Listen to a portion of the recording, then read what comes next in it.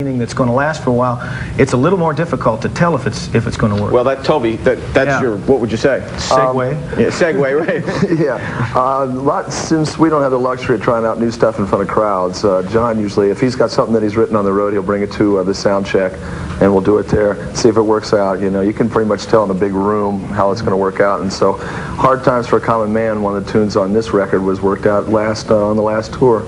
So that's how he does it. Are you ever disappointed because in your gut you say, God, this is great, and then you don't sense the same response from people? Does that happen? It's usually exactly the opposite. Really? Usually I think, good God, we're horrible, and they just flip out. I mean, a couple of nights ago in Cleveland, we got to really be good in Cleveland. You have to be good in Cleveland. And we were terrible. We got on the bus saying, you know, make way for the world's worst band. And still 20,000 people, they just absolutely loved it, you know. And so, I bet same with the critics. You think you had a good gig, and then the critics hate you, and vice versa? We're getting a lot of good press on this tour, but what's it mean, you know? I mean, usually you can pick up one paper and read the exact same thing in the next city, so it's pretty stock, you know. We've got a music video that you guys did, which, you know, I'm not a big music video fan, I got to tell you, but I watched this, and it's artistic. I mean, it's picturesque. It tells a story. Give us a little background. We're going to show it.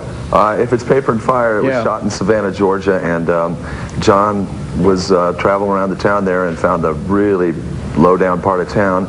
Asked the people if they would be opposed to letting us shoot in their alley for a couple of days, so that's what happened. So virtually everybody in this they are actually the people that...